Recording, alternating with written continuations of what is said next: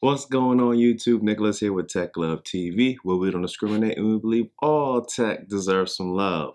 Okay, so Vankyo, they reached out to me and they asked me to review their S20 MatrixPad. This is their 10.1-inch ISP tablet. Now, I don't believe that it's out yet. I will have the Amazon link in the description down below, but at the moment of me filming this video, the link in the description down below brings you to the Amazon website that shows the product currently unavailable, but they told me that this is releasing sometime in the near future, and this will be going for $140. And also on their website, you won't find this product either. So as soon as this drops, I'm pretty sure both websites will be updated simultaneously. Let's see some love. It's love day. I'm showing people love out here on the court. And so, like I said earlier, Vankyo did send this product over to me for review, but as always, I'm going to give you my full and unbiased opinion on this product. And full disclosure, I already opened this up and was messing around with this earlier, so when I unbox it again and pull the film off and everything, it's just for show. So okay, so very quickly going around this box, as you can see right here, this is the 32 gig internal storage model, which is also expandable up to 128 gigs with the micro SD card slot. This is running Android 9.0 and it does have an octa-core and it has 3 gigs of RAM as well. You have 2 cameras on here. You have a front facing and a rear facing. The front facing camera is a 5 megapixel camera and the rear facing camera is an 8 megapixel camera, which I will get into in a little bit. And also this has a 6,000 milliamp hour battery, which will give you around 10 hours of battery life as well. On the back side, this is fast and responsive with IPS screen, HD cameras for video calls and selfies, massive selection of apps from Google Play Store, powerful hardware and slim design. So being that this product right here is only $140, this to me is a budget tablet for simple tasks like surfing the internet, maybe a little bit of social media, some light gaming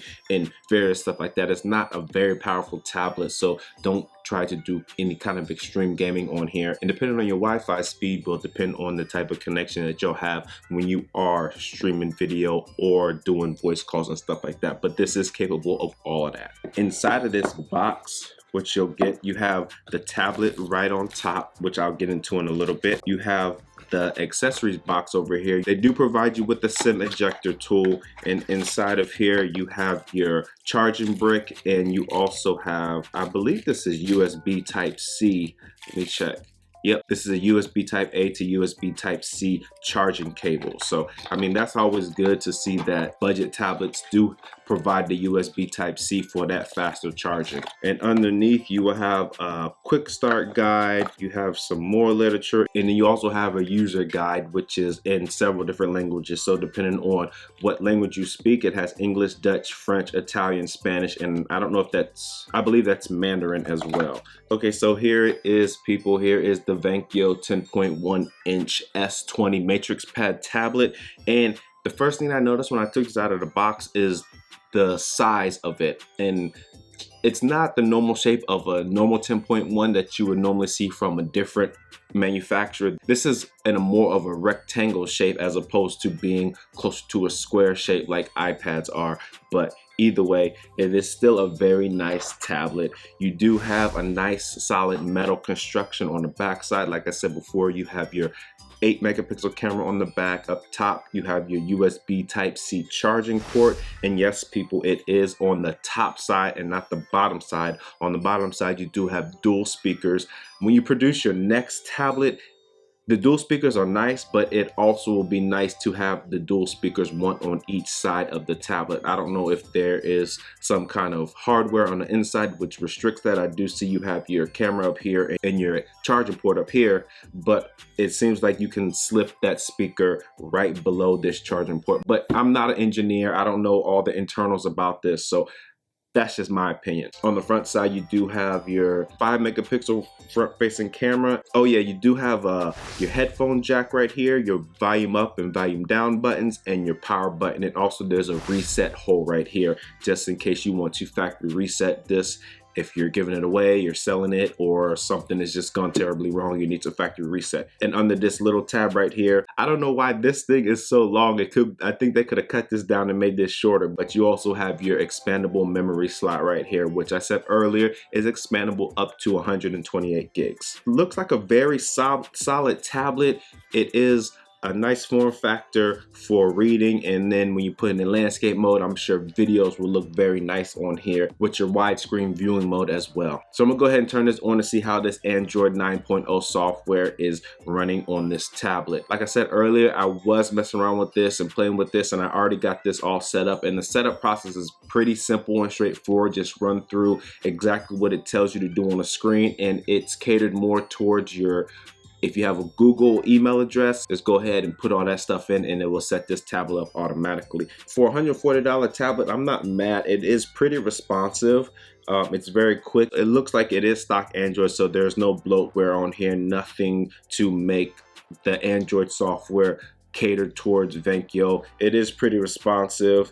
You have your news tabs and everything on here. If you're familiar with Android 9.0, I normally run with iOS for tablets, phones and all that, but I'm not opposed to, let me repeat, I am not opposed to any Android devices. I'm going to be picking up one of the new Samsung phones, which obviously runs Android as well. But anyways, back to this tablet. So let me go ahead and run through some of these features on here, see how it acts, responds, and if it's just worth your time, worth your money to actually go ahead and purchase this product.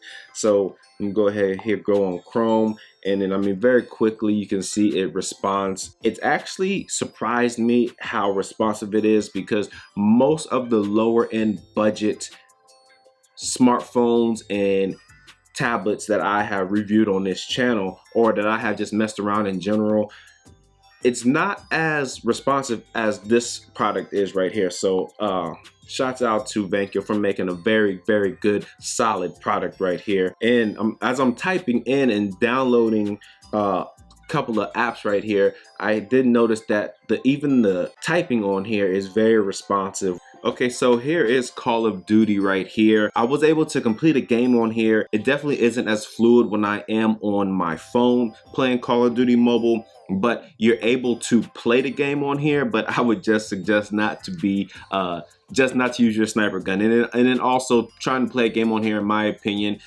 something like this is just, the tablet size for me is just a little bit too big for my hands. I would definitely recommend more games such as like Candy Crush, and if you're into gaming that does not need a lot of computing power, such as games like Call of Duty. I would definitely stick to the more simpler games if you want to game on here. Like I said before, it's mainly just for light gaming. It's not really meant for very intense gaming, because I think it would need more gigs of RAM to actually power those and to have it move as fluid as you would want it to. So that's just my opinion on the gaming part. Let me go ahead and open up a YouTube video to see how these speakers sound. Let me turn this sound all the way up. All tech deserves So here's the sound quality right here. This video out by telling you a true story.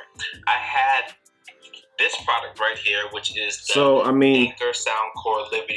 It is a pretty good sound quality. It's not the best, and you're not going to expect the best from a $140 tablet. Like I said before, this is a budget tablet, but the sound is good enough. You do have a headphone jack if you want to do that, and you also can connect headphones to this via Bluetooth if you want to go that way. So it does have two cameras on here. You have your 8 megapixel rear camera, and you have your 5 megapixel front facing camera for you to be able to video chat. But let me test out let me show you the camera quality on here, and do not expect the best simply because it's only $140.